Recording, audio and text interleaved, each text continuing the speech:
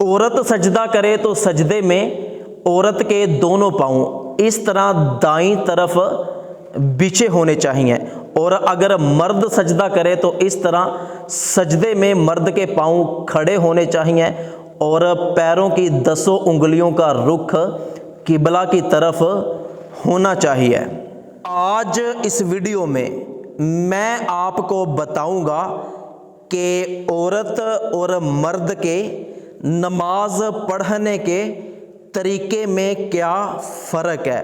Video کو آخر تک مکمل دیکھیے گا۔ عورت اللہ اکبر کہتے ہوئے اپنے دونوں ہاتھ اپنے کاندھوں تک اٹھائے گی، پھر اپنے دوپٹے کے نیچے چھاتی پر باندھ لے گی، اور مرد اللہ اکبر کہتے ہوئے اپنے دونوں ہاتھ اپنے کانوں کی لو تک اٹھائیں گے اور پھر اپنی ناف کے نیچے اس طرح باندھ لیں گے۔ اس کے بعد جب عورت رکوع کرے گی تو صرف اتنا جھکے گی کہ اس کے ہاتھ اس کے گھٹنوں تک پہنچ جائیں۔ اپنی کمر کو بالکل مردوں کی طرح سیدھی نہیں کرے گی، اپنی ٹانگوں کو بھی مردوں کی طرح بالکل سیدھی نہیں کرے گی، اور اپنے جو ہاتھ کی انگلیاں ہیں ان کو اس طرح ملا کر رکھے گی، اور نظر عورت کی اس کے قدموں پر ہونی چاہیے۔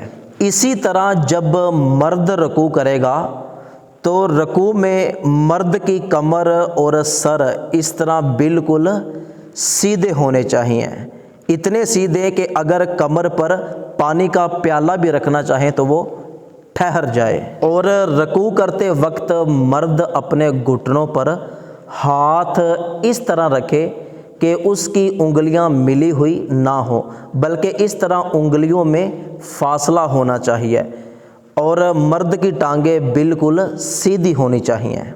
پھر جب عورت سجدہ کرے تو پہلے اپنے گھٹنے زمین پر رکھے، پھر اپنے ہاتھ، پھر اپنا ناک اور پھر اپنا ماتھا، بازو کروٹوں سے، پیٹ رانوں سے، رانے پنڈلیوں سے اور پنڈلیاں زمین سے لگی ہوئی ہونا، یعنی کہ عورت نے سمٹ کر سجدہ کرنا ہے۔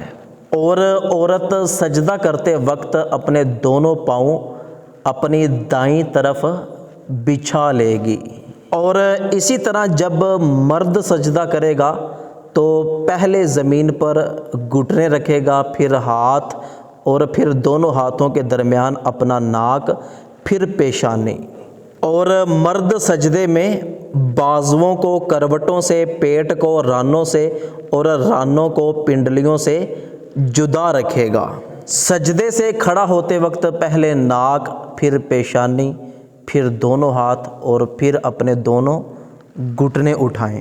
اسی طرح جب عورت نے قعدے میں بیٹھنا ہے تو عورت اپنی دائیں جانب دونوں پاؤں بچھا کے بیٹھے گی، اور جب مرد نے قعدے میں بیٹھنا ہے تو مرد ایک پاؤں بچھا دے گا اور اپنا دایاں پاؤں اس طرح کھڑا کر دے گا۔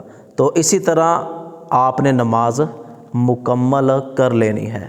یہ ویڈیو آپ کے پاس امانت ہے، ثواب کی نیت سے تمام مسلمانوں تک یہ ویڈیو پہنچانا آپ کی ذمہ داری ہے۔